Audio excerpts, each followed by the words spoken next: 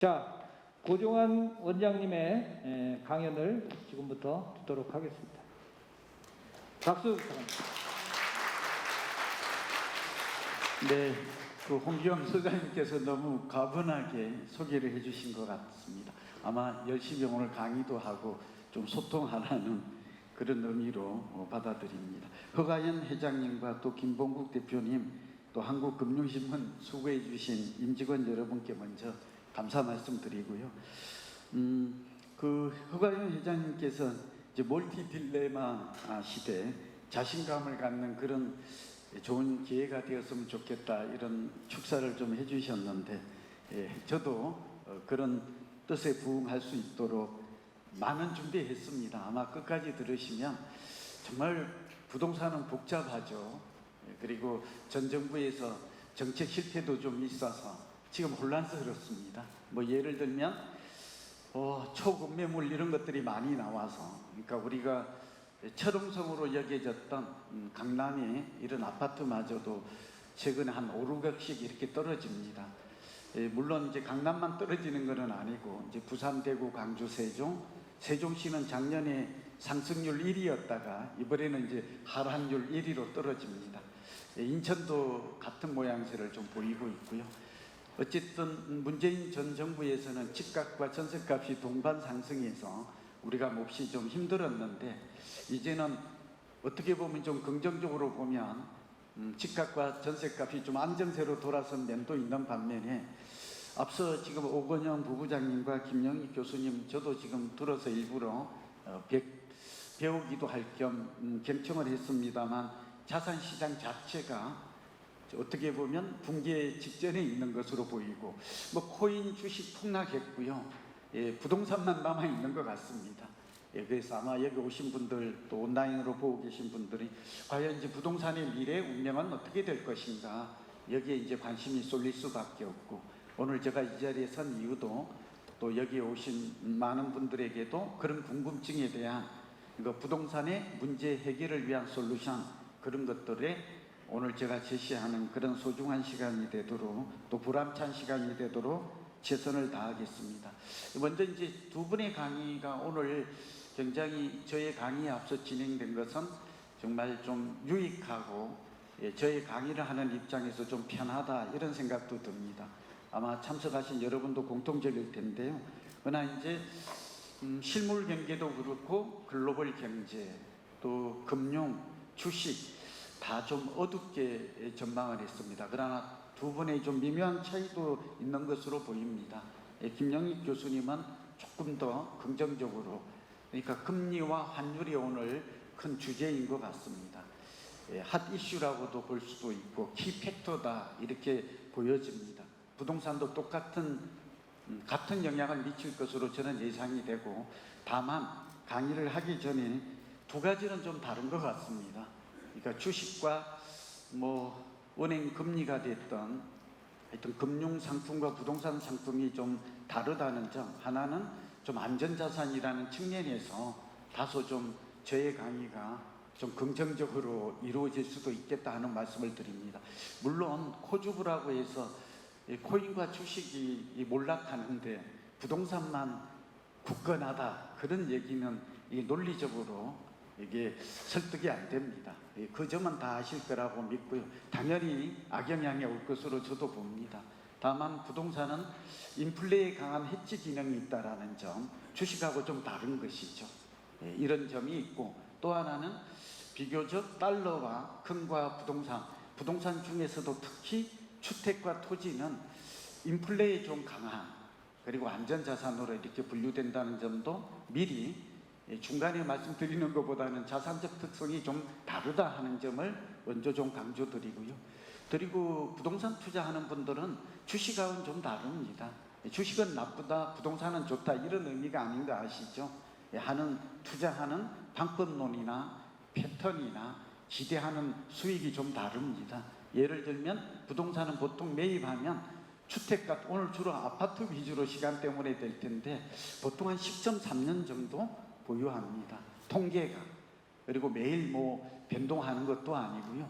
그래서 지금도 사실 보면 이 두 가지가 좀 이색적인 현상이 벌어지는데요.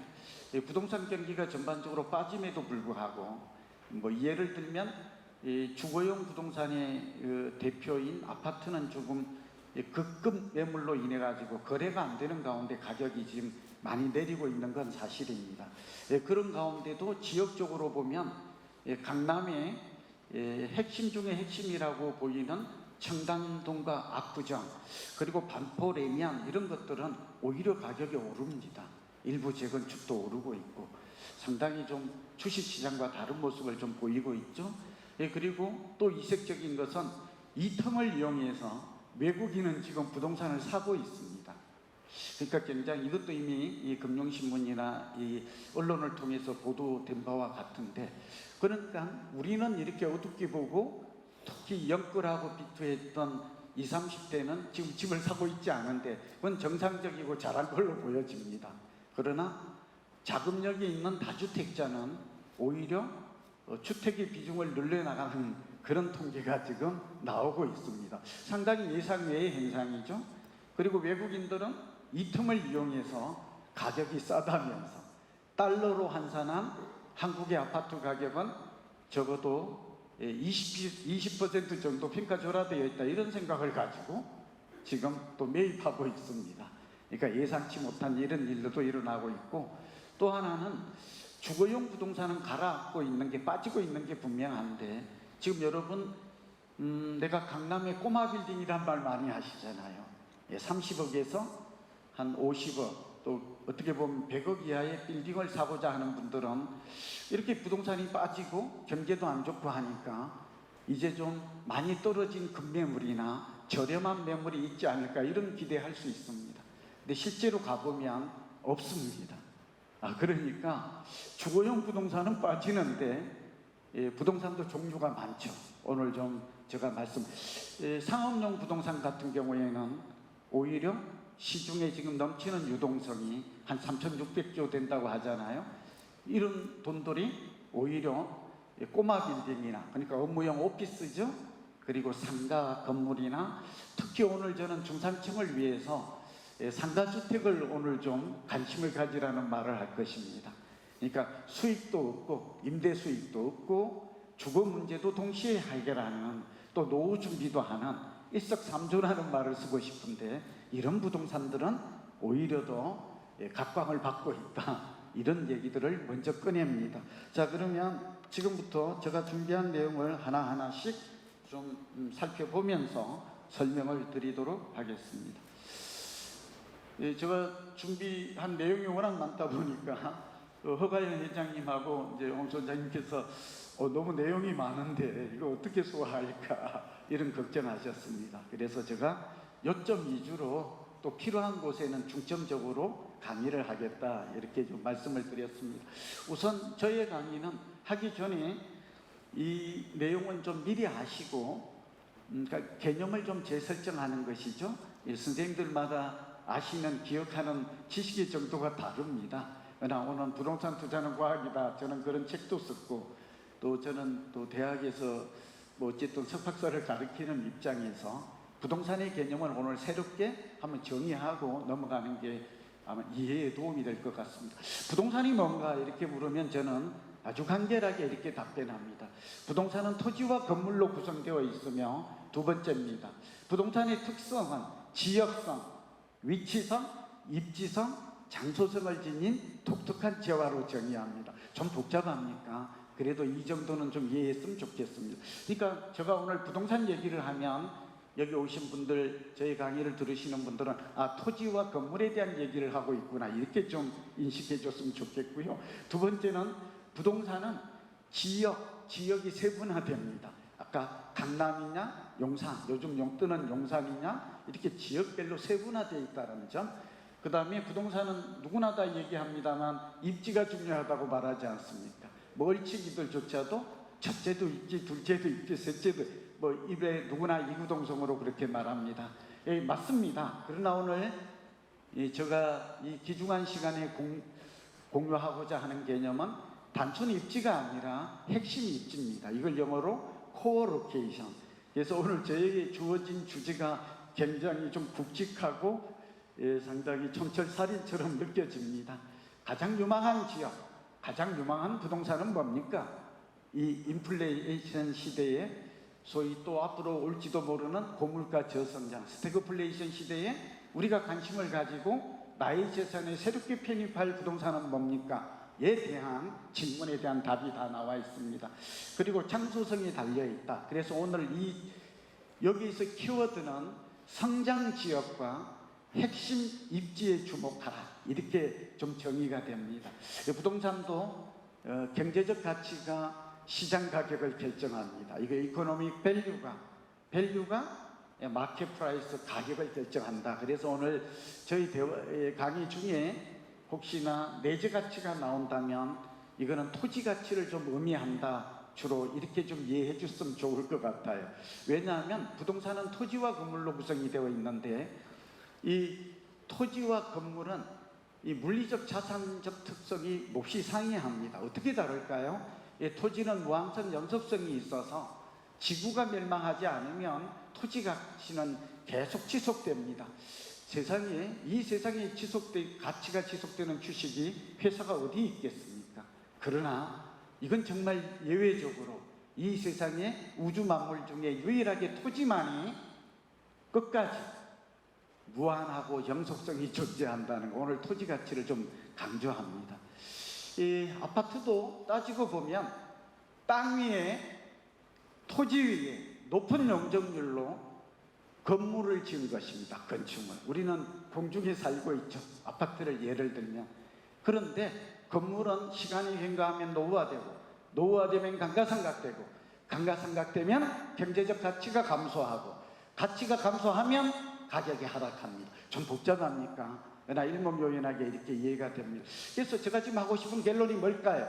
강의 첫 번째, 부동산을 공부한다는 것은 결국 토지의 가치를 공부한다는 것이며, 부동산 가격이 오른다는 것은 두 가지 수익이 있죠. 건물에서 창출되는 편입, 임대 수익도 있지만 사실은 부동산 그 자체가 가지는 본질적인 내재 가치인 토지 가치에서 자산 가치, 자본 수익이 발생한다 하는 점을 꼭 오늘 기억하시고 유념해 주셨으면 좋을 것 같습니다. 좀 어렵습니까? 그러나 이게 굉장히 좀 쉽게 얘기를 하면 요즘 압구정 아파트가 뜬다고 말씀드렸습니다. 다른 데 다 오르는데 압구정이 오릅니다.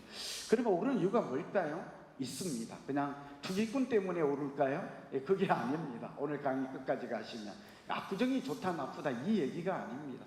가격이 오를 때는, 그리고 지속적으로 오를 때는 몇몇 투기꾼이 사가지고 오르는 것은 아니죠. 여긴 분명히 지역의 변화, 지역 경제의 활성화, 지역의 변화가 있고, 이 지역 중에 예를 들면 강남 지역이죠. 이 중에 가장 핵심 입지가 강남의 강남은 어디입니까? 이렇게 질문했을 때 많은 사람들이 미래를 바라볼 때 삼성동과 가장 호재가 많죠. 이 압구정, 그동안 반포나 대치동도 있었지만 이런 지역을 지금 주목하고 있다라는 점을 알 수가 있습니다. 이걸 성장 지역이다, 정체 지역과 쇠퇴 지역, 축소 지역이 아닌 성장 지역이라는 말로 저는 도시공학을 공부했는데요. 이렇게 설명하고 있습니다. 그리고 핵심 입지라는 점, 이런 것들이 좀 부각된 때문이고, 다시 좀 연결하면 압구정에 30년 넘은 재건축 아파트, 예를 들면 현대 아파트나 부엔드 아파트가 대표적인데, 아파트 가격이 오른다는 것은 부동산은 토지와 건물이다라는 두 가지 구성 요인을 생각하면 건물 가격이 오른 게 아니라, 건물 가치가 오른 게 아니라 토지 가치, 토지 가격, 대지 지분이 오른 것이다 하는 점을 인식한다면 오늘 제 강의는 이해하는 데 굉장히 빨라질 것입니다. 그리고 또 하나는 땅값이 오르면 집값이 오르고, 집값이 올랐다는 것은 우리는 건물의 가치가 좋아지고 얼마만큼 살기가 좋아져서 그런 것들이 반영된 때문으로 인식하지만, 사실은 자산 가치의 중요한 부분은 토지의 가치의 상승에 있다 하는 점 알고도 계신 분도 계시겠지만, 이게 오늘 저의 강의를 이해하기 위해, 온전히 이해하기 위한 필수적인 지식입니다. 넘어갑니다. 그리고 부동산 지역 시장을 우리가 얘기할 텐데, 지역을 빼놓고는 부동산 시장을 이해하지 못합니다. 한 가지 선입견이 있거나 편견이 있을 수 있는데, 오늘 행정구역도 행정권도 얘기하지만 사실 부동산 시장과 가격에 영향을 미치는 것은 뭐 서울에 25개 구가 있죠. 강남구, 서초구, 송파구 뭐 많은 구가 있지만 사실은 생활권이 더 중요합니다. 그리고 오늘 상가 얘기를 조금 할 것입니다. 이유가 있습니다. 앞서 설명한 대로 주거용 부동산이 오른 뒤에는 상업용 부동산으로 시장의 관심과 투자 자금이 보통 이동합니다. 그리고 마지막에는 결국 뭐 여러 부동산을 거쳐서 결국은 토지로 완결되는 경우가 많습니다. 이 부분도 그러니까 벌써 앞으로 어떤 일들이 벌어질 것인가, 아파트가 가라앉으면 모든 부동산은 끝이다가 아니라 계속 시장은 연결되어 있고 다른 시장으로 옮겨간다. 지금 아파트 같은 경우에는 앞서 김영희 교수님도 좀 설명을 잘 하셨지만 강남 같은 경우에는 한 20-30%, 그리고 일반적으로는 강북은 한 1-20% 정도 거품이 있는 것으로 추정이 됩니다. 거품을 측정하는 지표들이 뭐 저희 같은 연구자는 어려운 게 아니니까요. 한 5가지가 있으니까 밥만 먹고 늘 이런 일을 합니다. 뭐 석박사 과정도 그렇게 가르쳐야 되고요. 그런데 이미 그렇게 보면 몇몇 부동산은 20-30% 빠진 건 맞거든요. 그래서 제가 오늘 좀 말씀드리고자 하는 것은 어쨌든 부동산은 지역과 상품과 가격별로 계층 구조가 되어 있고, 마지막은 부동산 경기도 사이클이 있다. 반도체 경기가 사이클이 있듯이 전체 경기에 지금까지 이 두 번의 강의는 주로 글로벌 경제라든지 또 거시경제, 금리나 환율이라든지 전체 경기 변동에 대한 얘기를 하셨다면, 지금부터는 이제 개별 부동산의 사이클도 있고 주택시장의 사이클도 있고 오피스 사이클도 있고 각각 따로 있습니다. 토지 사이클. 근데 오늘 여기까지는 못 갑니다. 기간별로 그리고 단기 변동 사이클도 있고 1-2년의 사이클, 4-5년의 사이클도 있고 10년 주기설이라고 제가 최초 주창자입니다만 있고 50년 사이클도 있습니다. 있다는 정도만 좀 이해하시고 사이클이 하나만 있다는, 여기에 미치는 각각의 영향요인, 우리는 이제 변수라고 하는데 이런 요인도 존재합니다. 자, 시간이 부족하니까 이런 얘기들을 기초로 해서 이제 한번 달려보겠습니다. 제가 지금 잘못 누르고 있는 것 같습니다. 넘어가겠습니다. 이건 그냥 3가지인데요. 주택에 대한 관심이 가장 높을 것 같아서 온라인으로 보고, 제가 가장 많이 듣는 질문은 3가지입니다. 지금 집을 살 때인가 팔 때인가? 결론부터 좀 먼저 내리고 가죠. 2가지식으로 하는 게 더 좋을 것 같습니다.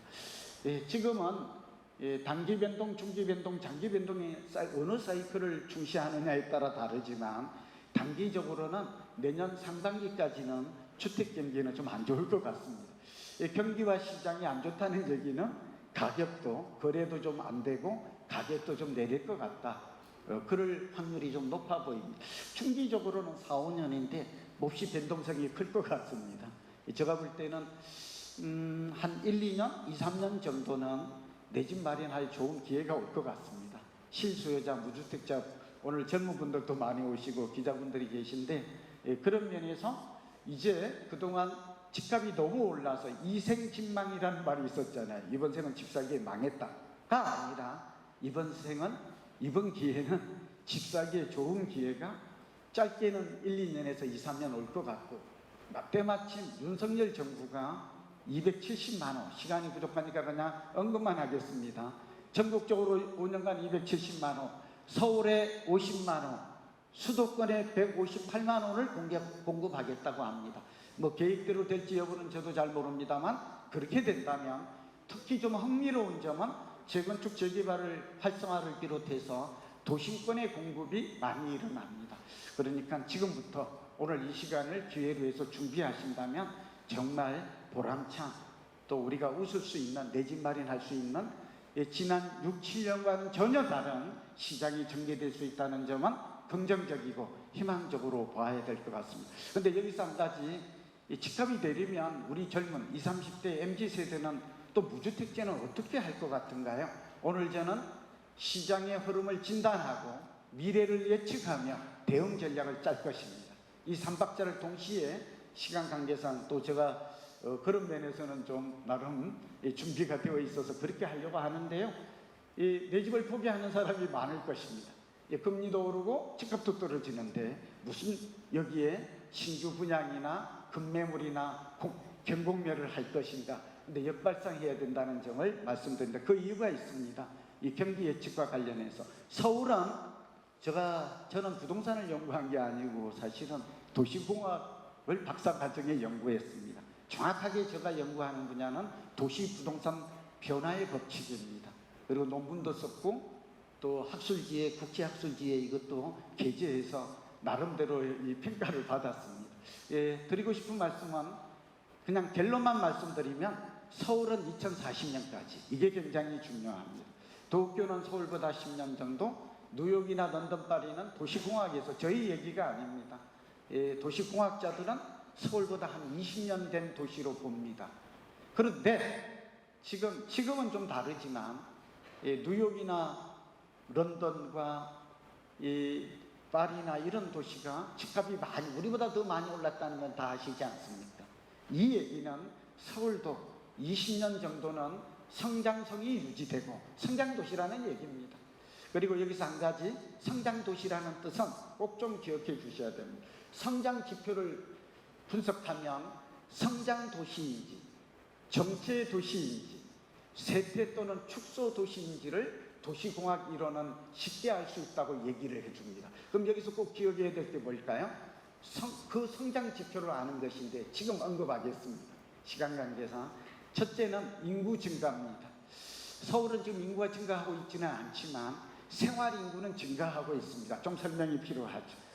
경기도나 인천으로 많은 인구가 연 50만 빠져나가서 서울의 주민등록상의 인구는 감소하지만 그러나 인천과 경기도로 간 많은 사람들이 낮에는 실제로 서울에서 살고 있다는 것입니다. 대학생도 서울에서 다니고 있습니다. 좀 이해되셨죠? 넘어갑니다.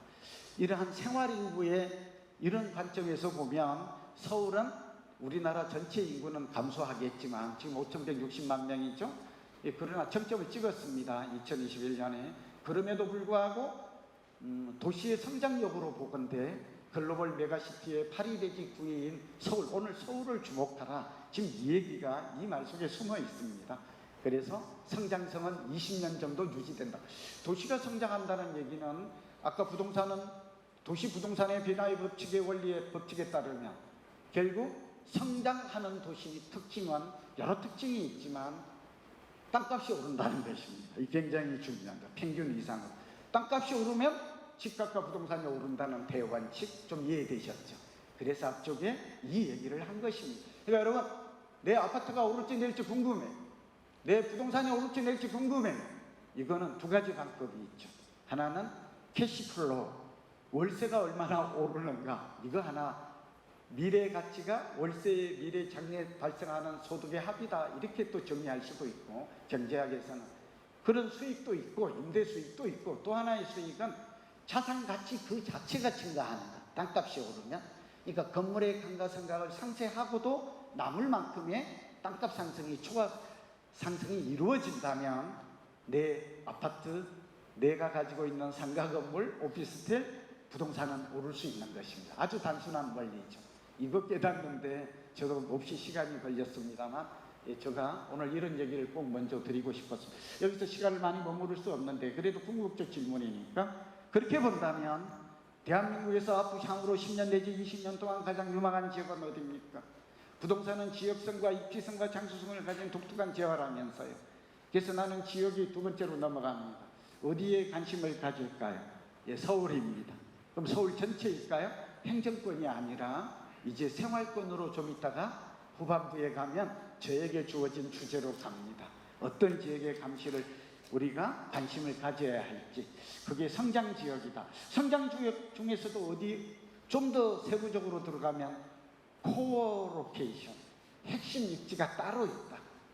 예를 여기서 조금 어렵죠? 사례를 좀 들어볼게요. 여러분, 요즘 뜨고 있는 중에 한 곳이 강남구 삼성동, 또 용산 이런 곳입니다. 아까 말씀드렸듯이 강화문도 마찬가지입니다. 그러면 그냥 예를 많이 들 수도 있습니다만 시간 관계상 준비된 내용이 많아서 이 코어 로케이션 이론은 국내에는 잘 소개가 안 되어 있는데 미국의 교과서는 아주 잘 나와 있고 저는 이 얘기를 몹시 중요시 여기기 때문에 이 단어에 또 머무릅니다. 삼성동의 핵심 입지는 어디죠? 용산의 핵심 입지는 어디죠? 제가 잠실에 살고 있는데 잠실 지역의 핵심 입지는 어디죠? 이런 질문을 해볼 수 있습니다. 자, 삼성동의 핵심 입지는 어딜까요? 여러분께 좀 질문 던지면 지금 답을 하셔도 좋습니다. 틀려도 좋은 거죠. 현재는 코엑스 쪽입니다. 무역센터와 코엑스와 거기에 인터컨 호텔이 있고 현대백화점이 있습니다. 이곳을 우리는 코어라고 합니다. 땅값이 가장 비쌉니다. 특징은. 예. 그리고 명동의 코어 입지는 어디일까? 다 아시죠? 예, 충무로 1가 24-2번지입니다. 그 화장품 회사가 있는. 그것은 공시지가가 6억 원이 넘고 거래된 적은 없지만 땅값은 한 9억 정도, 10억 정도로 추정이 됩니다. 거래된 적은 없습니다. 이게 우리나라가 참고로 일본의 그 긴자라는 미쓰고시 백화점이 있는 지역의 땅값은 한 40억 정도였다가 작년에 보니까 25억 정도로 떨어졌습니다.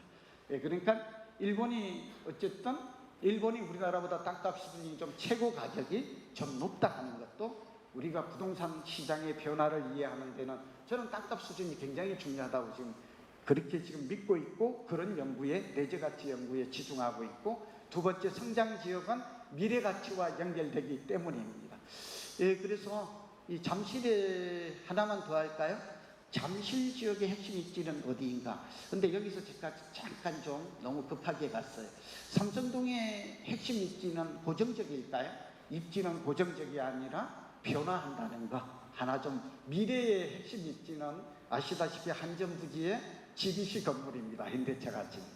그 밑에 지금 영동대로에 언더그라운드 시티, 지하도시가 건설되고 있는데요. 무슨 말일까요?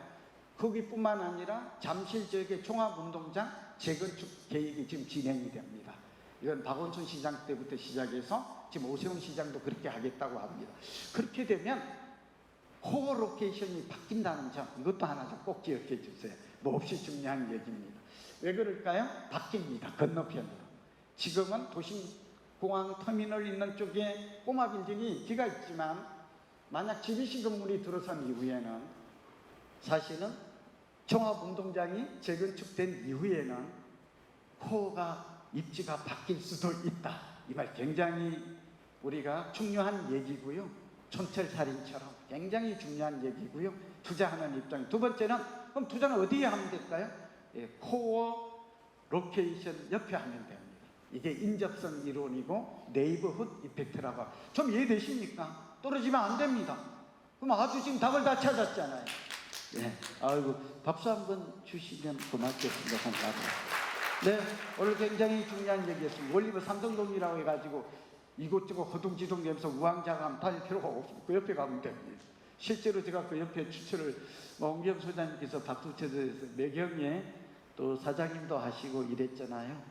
출판도 하시고 제가 그때 매경 이코노미 국장님 때 배웠는데 저도 그때 이런 얘기를 많이 했었죠. 근데 굉장히 중요한 얘기 지금 하고 있습니다. 이 잠실 얘기만 하고 잠깐 코어 로케이션이 얼마나 중요한가에 대한 얘기 요거 하고 이제 다시 또 넘어갈게요. 어쩌면 오늘 저의 강의를 들어야 하는 또 듣고 계신 분이 꼭 알아야 되는 부동산의 필수 지식이기도 합니다. 제가 잠실에 사니까 물어봅니다. 잠실의 핵심 입지는 어디일까요? 예, 제가 학생들에게도 물어보는데 되게 이렇게 질문 던지면 코어 로케이션의 정확한 개념을 모르기 때문인지 보통 자기가 사는 동네를 얘기합니다. 어떻게 얘기하는지 아십니까? 잠실 주공 5단지에 사는 사람은 잠실 주공 5단지라고 답을 합니다. 제가 물어봅니다. 왜 그러냐고. 우선 내가 살고 있고 살아보니까 가장 중심인 것 같다고. 근데 이렇게 답을 하면 안 되죠. 또 어느 제 친구는 헬리오시티가 핵심 입지인 것 같다고. 대단지이고 여기 보니까 정말 집값도 많이 오르고 좋기 때문이라고 답. 이렇게 하면 안 되죠. 핵심 입지는 종전에는 제1 롯데월드였는데 이 제2 롯데월드가 들어서고 나서는 핵심 입지가 바뀝니다. 지하철역에서 나오는 사람들이 어디 가나 봤더니 이 롯데월드를 많이 향합니다. 그리고 두 번째는 이쪽에서 가장 지갑을 많이 돈을 엽니다. 이제 핵심 입지의 개념을 아시겠죠. 용산의 핵심 입지는 좀 특별해요. 끝을 내다가 반응이 좋은 것 같아서 하나 더 하면 용산이 있다가 제가 강추하는 지역이 나오기 때문에 지금 미리 말씀해 두시면 이해에 도움이 될 것 같아요. 용산은 특별하게도 지하철역이나 랜드마크 이런 게 아니에요. 용산 지역은 대통령실이 있는 86만 평의 용산 민족공원이 핵심 입지가 될 가능성이 많아요. 이런 경우는 상당히 좀 이채롭고 이색적인데, 그래서 용산에 투자할 때는 어떻게 하면 될까요? 두 가지를 하면 돼요. 하나는 공원에서 가장 가까운 빌딩을 사거나 아파트를 사는 것입니다. 동의? 두 번째, 공원과 용산의 민족공원과 용산에서 이 민족공원이 위로는 남산타워와 연결이 돼. 힐튼 호텔이 있는 그 골목길이 뜰 거라는 거 좀 예상이 되셨죠? 또 이게 한강댐으로 또 연결이 돼요. 그러니까 요즘 용산에 가는 대부분의 80%는 강남 사람들이 가요. 이것도 굉장히 흥미로운 주거 트렌드, 이동의 변화. 강남 사람들은 요지부동이었거든요. 왜 요지부동이었죠? 강남을 대체할 만한 고급 주거지가 없다. 그래서 그렇게 세금을 많이 매기고 욕을 해도 아니 갈 데가 없습니다. 투기하려고 집값 상승을 노리고 사는 게 아니라 갈 데가 없는데 자꾸 가라고 하니까 정부 이렇게. 이건 실제 사업 제가 잘 압니다. 근데 한 군데가 생긴 게 그게 용산입니다. 과거에 판교나 위례나 분당이 생겼을 때도 진짜 부자들은 안 갔습니다. 그리고 갔던 사람들마저도 어떻게 됐어요? 다시 강남으로 유턴했습니다. 동의하십니까? 가봤더니 여기는 진짜 강남이 아닌 것 같아. 그래서 제2의 강남을 만든다고 해서 가봤더니 아닌 것 같거든. 그래서 다시 돌아옵니다. 그게 또 강남 집값을 올리는 겁니다. 이분들이 최근에 흔들리는 딱 하나가 선택지가 용산에는 가겠다는 것입니다. 이게 지금 뭐 대통령실 이전이 그런 하나의 계기가 됐고요. 용산의 도시계획이 바뀌고 있고요. 용산의 핵심 입지는 미국의 센트럴 파크와 같은 공원이 들어서고 한강갱과 연결이 되고, 이게 위로는 뭐예요? 남산타워까지 연결이 된다는 이런 예는 외국에도 별로 없습니다. 그래서 좀 오늘 여기서 시간 보내는 이유는 관심을 가져라. 이제 앞으로 떠난 부동산은 공원과 한강이 보이는 곳이 굉장히 유망하다. 오늘 실질적 얘기를 조금 더 하죠. 여러분, 우리나라에서 가장 비싼 아파트가 어딘지 아십니까? 신반포 아크로 리버파크입니다. 아리파크라고 합니다. 줄여서. 이거 얼마 하는지 아십니까? 34평이 새 아파트인데 46억 합니다. 좀 놀랍죠? 건물 평형으로 나누어도 1억 3천이 넘습니다. 무슨 놈의 아파트가 이게 무슨 1억씩이나 넘어가. 요즘 건축비가 얼마 하는지 아십니까? 작년까지 저도 대형 건설사에 고문을 하고 있는데 450만 원이면 잘 지었습니다. 작년에 8월 이전에. 근데 지금 얼마인지 아십니까? 한 평 건축하는데 900에서 1000만 원이 든답니다. 이것도 지금 초인플레 시대를 맞아가지고 고물가시 상당히 우리가 지금 이 부분도 오늘 제 강의와 연결된 중요한 변화입니다. 고물가 시대에 오히려 새 아파트 가격은 떨어지기 어렵다라는 얘기가 또 진행이 될 수 있습니다. 좀 동의하시죠? 네. 그런데 여기서 이게 다가 아닙니다.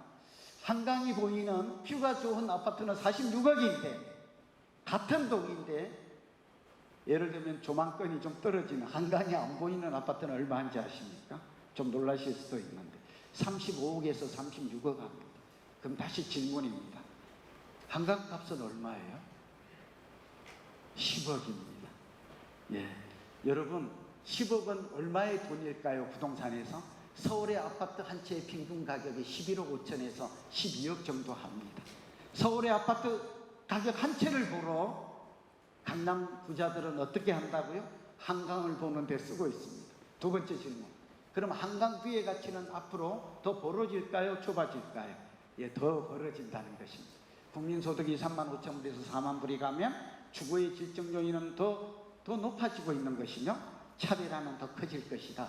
이거 응용 전략이 많이 가능합니다. 오늘 제가 용산이나 앞으로 뷰가 보이는 한강 뷰가 보인다든지 산이 보인다든지 공원이 보이는 곳을 추천할 것입니다. 뒤에 허 회장님이 딱 여러 번 저한테 압력을 주었는데 그곳이 앞으로 부동산 경기가 꺼지더라도 가격이 유지되고 오히려 가치가 증가하는 희소가 이런 지역인데 지금 저희 얘기가 이해되세요?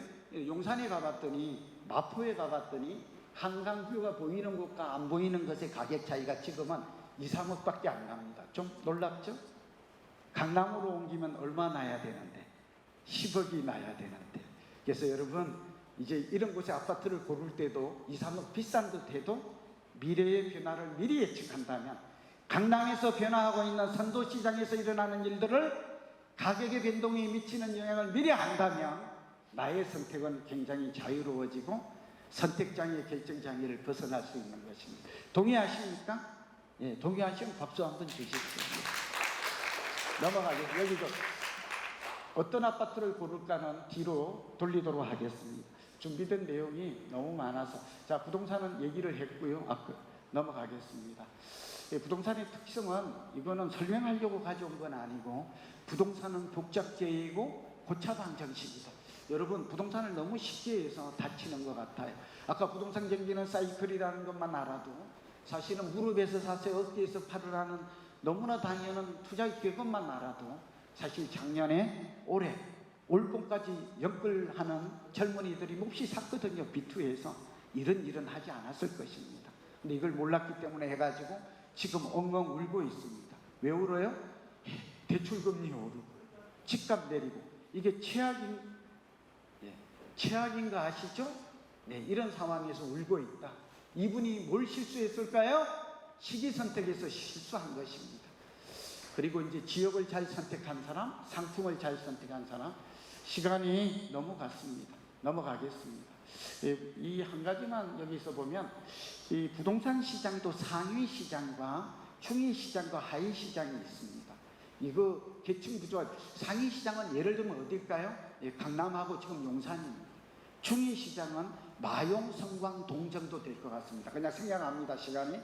세 번째, 서울의 하위 시장은 노도강이나 금광구가 됩니다. 그러니까 도시의 도심권이라고 하죠. 도심권은 서울에 세 군데가 있습니다. 하나는 광화문을 중심으로 한 사대문화. 그런데 이게 지금 확장이 됩니다. 도시계 어디로? 용산까지. 이거는 서울역과 용산역을 잇는 8km가 관광. 이건 이제 대통령실이 들어섰기 때문에 이렇게 된 것 같습니다.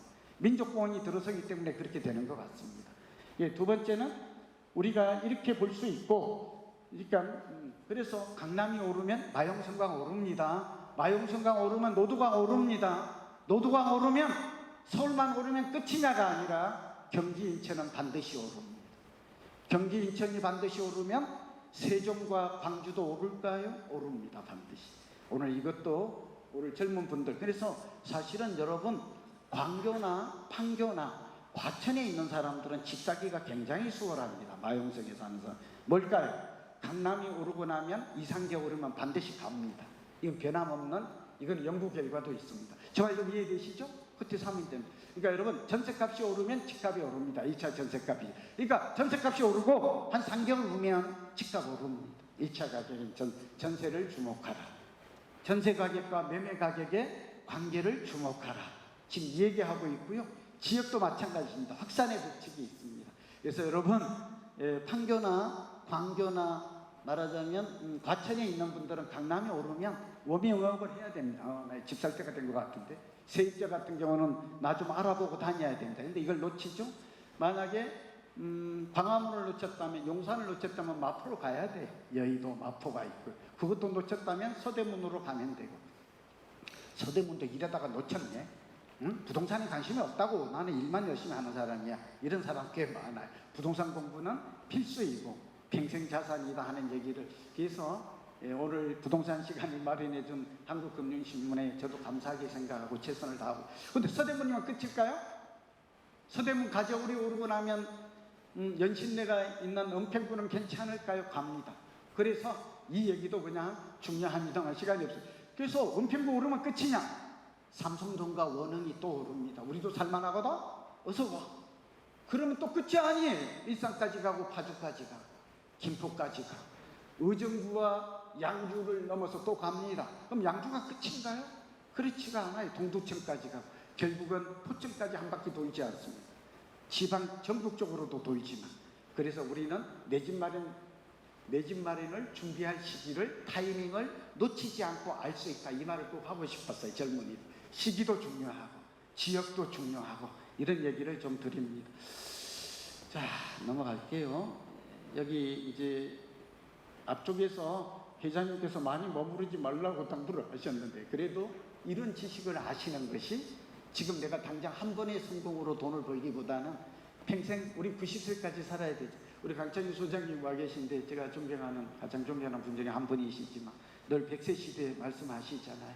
예, 부동산 마찬가지입니다. 의식주라고 그래서 사실은 물가 상승이나 금리도 우리가 힘들어하는 이유가 뭘까요? 저는 이렇게 생각합니다. 저도 나이가 65세가 넘었는데요. 예, 저는 별로 걱정을 안 합니다. 나라가 망하지만 않으면 이유가 있습니다. 이따가 사겠는데 요즘 유행어가 뭔 줄 아십니까? 월천대사입니다. 뜻이 뭐죠? 월 1,000만 원을 받는 대단한 사람들. 좀 웃어주세요. 예, 지금 모든 저희 친구들의 꿈은 월천대사입니다. 어쨌든 월 1,000만 원 받고 은퇴하면 노후가 행복할 거라고 믿기 때문이죠. 물론 행복하기 위해서는 건강도 중요하고 가족 화목도 있고 직업도 중요하지만 그런데 그렇게 되면 어떤 일이 벌어질까요? 좀 말이 조심스럽습니다. 우리 남자들 입장에서는 와이프로부터의 독립이 가능하다 이런 꿈을 가지고 있습니다. 좀 웃어주세요. 네. 와이프 500 주고 내 500 쓰고 주고 그리고 자유롭게 이렇게 살겠다.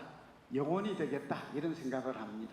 그런데 저는 오늘 우리 혹시 젊은 층과 은퇴를 앞두고 있는 분들에게 정말 금가옥적 저는 그렇게 생각하는데 솔루션을 드립니다. 월천 대사가 되는 것은 어렵습니다. 근데 가능은 하지만 저는 월 3 충사가 되라. 월 300만 원 받는 중간 정도의 사람만 되면 됩니다. 월 300만 원. 근데 그 방법이 있습니다. 국민연금 100만 원, 주택연금 3억짜리 있는 주택연금 3, 4 하면 90에서 100만 원 나옵니다. 오늘 강조할게요. 시간 때문에 그런데 저는 농지연금 꼭 기억해 주세요. 농지연금 1억이면 월 43만 원이 70세에 나옵니다. 서해안 토지가 딱입니다. 동해안 아닙니다. 서해안 토지 사면 이 꿈이 다 월 300이 이루어지고요. 농지연금 하게 되면 서해안의 땅은 지금 서산 같은 네 감사합니다. 서산 비행장이 들어서잖아요. 앞으로 서해안에 철도가 2개나 들어가고 고속도로가 2개나 들어갑니다. 예, 이따 자료에 있으니까 한번 보십시오. 무슨 뜻일까요? 이곳에 지금 10만 원, 12만 원 땅이 즐비합니다. 서산에 1억이면 이 땅을 800평에서 1000평을 살 수 있습니다. 여러분 막 물가가 오르고 식량비가 오르고 우리 굉장히 힘들어합니다. 예, 저는 걱정이 없습니다. 준비했기 때문에. 예, 여러분 부부가 와이프만 동의하면 1000평을 농사 짓는다고 생각해 보세요. 예, 쌀만 사면 나머지 다 자급자족. 닭도 키울 수 있고 돼지도 키울 수 있습니다. 소까지 키울 수 있습니다. 그래서 여러분 걱정 없는 노후 너무 걱정만 하지 마시고 불안에 떨지 말라. 그래서 제가 오늘 솔루션을 가지고 온 것이죠. 넘어갈게요. 예, 여기 이제 뒤쪽으로 가서 여러분이 회장님께서도 뭐 여러 가지가 얘기가 있습니다. 아까 이런 얘기 다 했습니다. 그리고 아파트가 주거의 중심으로 가는 이런 현상은 앞으로 20년은 더 갑니다. 그런데 오늘은 제가 아파트를 추천하지 않을 거예요. 고평가되어 있어서. 저는 오늘 다가구 주택이나 사실은 상가주택을 권유합니다. 여기서 시간이 좀 부족해서 그냥 이어가 버릴게요. 여러분 제가 가장 돈이 있다면 이상적으로 한 10억에서 30억이 있다면 저는 아파트 안 살 것입니다. 어떻게 압구정 아파트 34평을 45억을 주고 사요. 재건축.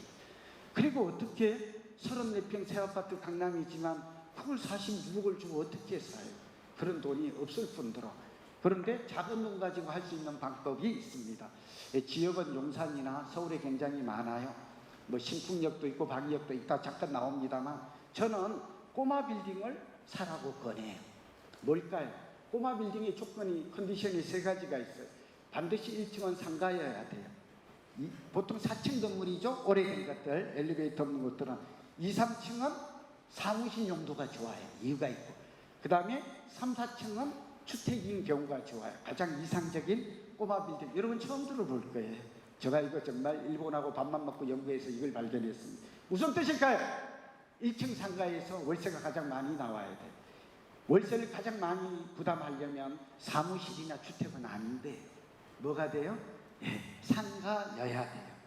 그리고 이게 가장 자족기능이 발달한 균형 잡힌 동네라는 걸 이 한 가지를 가지고 알 수 있어요. 저 말 이해하셨죠? 그러니까 주택만 딱 들어섰다든지 사무실만 들어선 것보다는 지금 이 3가지를 잘 갖춘 게 지금 주거용과 상업용과 지금 토지와의 관계를 가장 잘 이상적으로 최이용 방안으로 활용하고 있는 사례입니다. 넘어갑니다. 이제 부동산 뭐 많이 올랐다는 것은 아실 테고요. 매매가와 전세가는 동행하는 거고요. 부동산 경기도 여러분이 알고 싶은 대로 죄송합니다. 제가 소장님 조금 앉아 계십시오. 예, 제가 어쨌든 마무리 잘 하겠습니다. 여기서 꼭 주목해야 될 게 부동산 경기의 주택 경기 사이클인데 한번 보시죠. 어떻습니까? 예, 이게 86년도부터 지금 35년간의 변화인데 10년 주기설이 발견됩니다. 그러니까 정확하게 10년이 아니라 9년에서 12년이라 이게 맞는 얘기고요. 이렇게 집값이 많이 오르면 이때 노트 집값이 많이 오르면 계속 오르는 게 아니라 내립니다. 그러니까 산이 높으면 골이 깊다. 상부곡신처럼. 만약 내리면 어때요? 여기서는 샀어야 됐죠? 이걸 잘 알기는 어렵지만 아까 제가 말했잖아요. 10년 주기설만 잘 활용해도 살 때인지 지금 집값이 오른 거는 7년째 오르거든요. 한번 보세요. 음마아파트 예를 들게요. 이때 2억 했던 31평이 12억까지 갑니다. 그리고 7억까지 떨어집니다. 그리고 지금 23억 정도 갑니다. 3배 정도 올랐다는 것은 너무 많이 올랐다는 것이고 거품이 많다는 거고 지금 빠지는 건 당연하죠. 엄마도 요즘 한 2억씩 빠지고 있어요. 어쨌든 앞으로의 방향은 올라갈 것인가 행보할 것인가인데 하락할 가능성이 많고 저는 부동산은 그렇게 폭락할 가능성은 크지 않다라는 걸로 이 부분에서는 정리합니다. 변동 사이클이 있다는 걸 보여주고요. 서울이 가장 주택 보급률이 낮죠. 서울은 한 40만 가구가 부족합니다.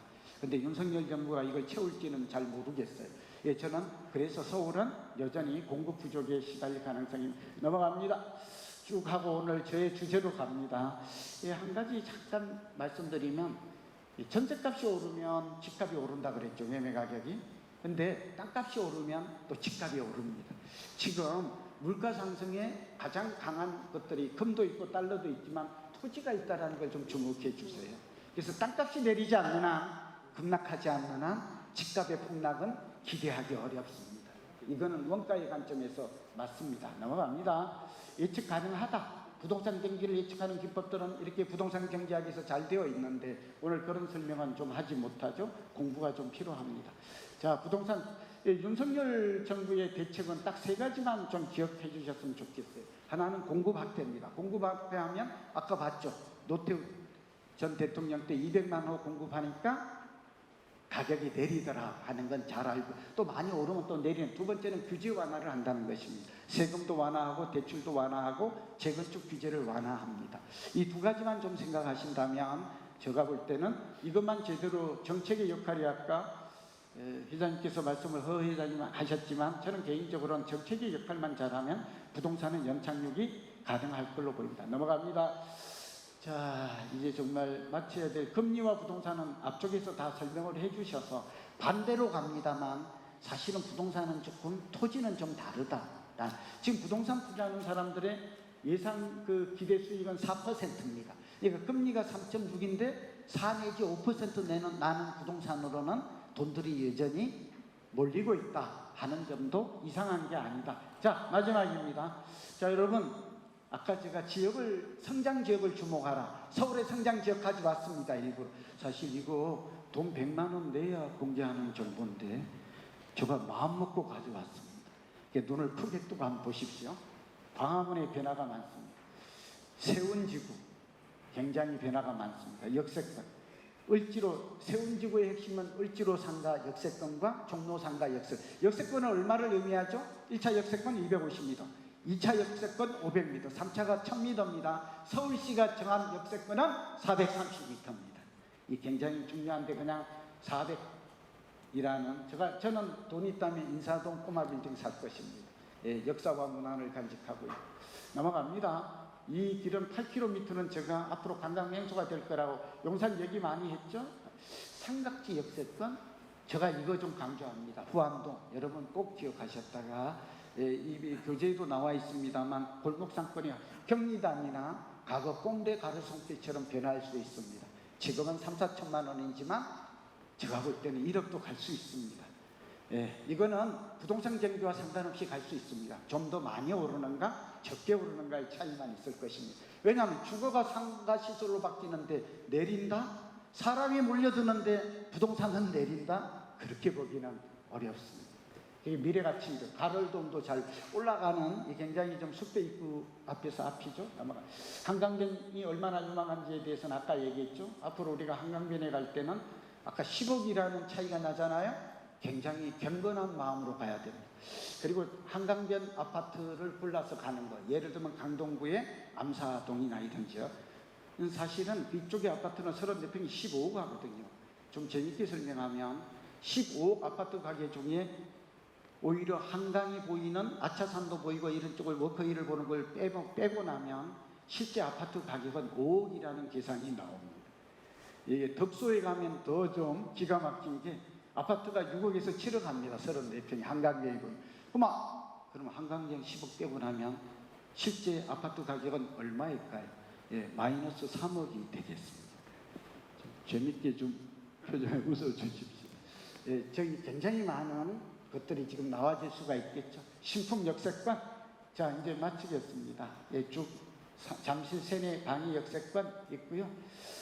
이런 것들. 자, 마지막으로 이제 어떤 아파트가 좋으냐 했는데 상권은 요거 좀 주목해 주십시오. 서울에 229 역세권 상권이 있는데 오늘 우리 이 한국금융신문의 독자를 위해서 특별히 가져왔거든요. 이거 40대 핵심 상권입니다. 장사를 하든지 투자를 한다면 이쪽에 가라.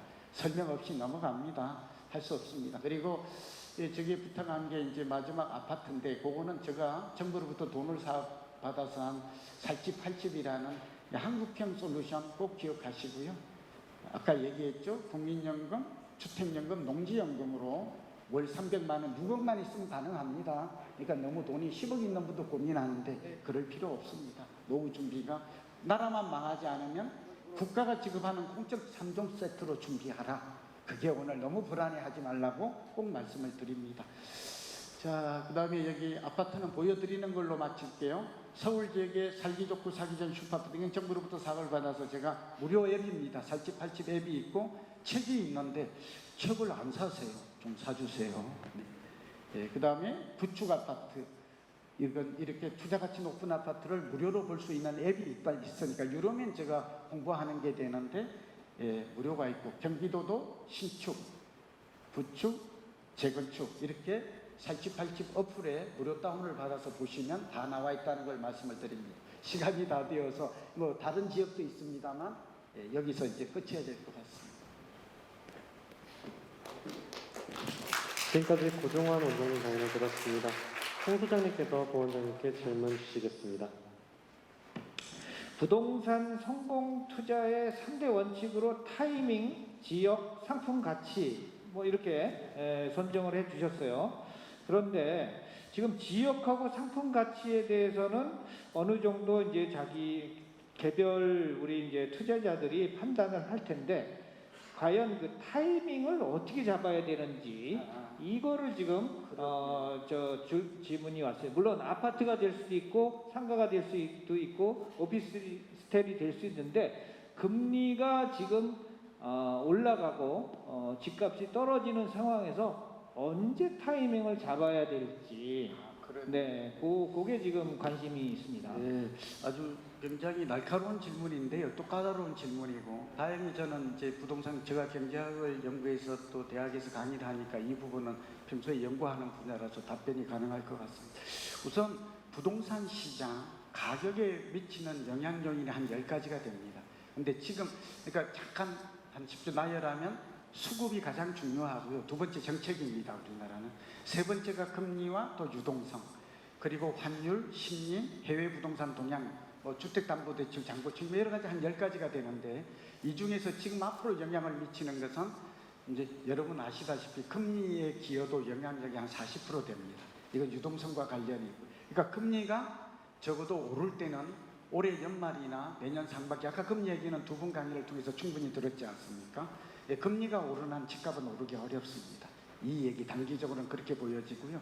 금리가 어쨌든 물가 상승이 끝나고 금리가 내리는 때를 기다렸다가 매입하는 게 적재 좋을 것 같고요. 두 번째는 정책입니다. 만약 윤석열 정부가 그렇게 할 수도 있을 것 같아요. 규제 완화를 대폭 전방위적으로 푼다. 그렇게 풀어야 된다고 제가 최근에 매일경제도 그렇고 우리 금융신문에도 그 칼럼을 썼는데요. 만약 그렇게 된다면 이때는 좀 흐름이 바뀔 수 있습니다. 우리나라는. 예, 그리고 이제 또 한 가지 말씀드리면 전세 가격이 오를 때 이때는 공급 부족을 의미합니다. 그래서 다시 오를 때가 올 수도 있거든요. 금리 변수가 중요하고 가장 큰 변수이고 전세값이 오르고 거래량, 이게 선행지표 이론을 얘기합니다. 전세 가격이 한 30% 오른다 이러면 매매 가격 오를 가능성이 많습니다. 이렇게 전세는 좀 행보할 가능성이 좀 많지만 하향 안정될 가능성이 높지만, 그 다음에 거래량이 30% 이상 증가할 때 우리는 1, 2분기, 우리 부동산은 먼 소리가 아니고 쿼터리다 이런 말을 합니다. 무슨 뜻일까요? 월별 지표나 통계가 중요하지 않습니다. 분기별 통계를 적어도 1, 2분 통계만 잘 보아도 알 수 있다. 그래서 그 다음에 이제 마지막으로 땅값이 오르는지, 나는 아파트를 사는데 왜 당신은 땅값을 얘기합니까? 보여줬죠. 땅값이 오르고 있고 거래량이 증가하며 전세 가격이 오를 때, 이때 우리는 그러면서 사이클적으로 많이 오르다가 이렇게 내릴 만큼 내리고 바닥까지 올라갈 때, 그때가 무릎이라는 점 타이밍을 놓지 않고. 어렵지 않죠? 네, 거래량이 안 되다가 거래량이 증가하는 거, 한 1, 2분기 전세값이 안정되어 있다가 어느 날 오르는 거, 우리 동네에 땅값이 오르는 거, 그리고 정책마저도 대출 규제에서 이제 집을 사라고 돈을 불어줄 때, 여기에 금리까지 내린다면 이 4-5가지가 겹친다면 금상첨화이게 어렵지 않다는 말씀을 드립니다. 질문이 많은데 다 드릴 수는 없고, 하나 이 플로에서 온 게 아파트 매매할 때 공시지가를 잘 생각하지 않는데 실거래가 대비 공시지가 비율이 낮은 지역 내지는 아파트를 저평가 물건으로 볼 수가 있는지요? 하는 질문이 들어왔습니다. 이분은 굉장히 전문적이고 부동산 지식이 많은, 아마 부동산 전문가시거나 투자 전문가이신 것 같아요. 어렵지 않습니까? 부동산은 토지와 건물이라고 말씀드렸죠. 사실은 진짜 가격은 토지 가격입니다. 아까 우리가 아파트는 30년이 넘어가면 건물의 가치는 제로입니다.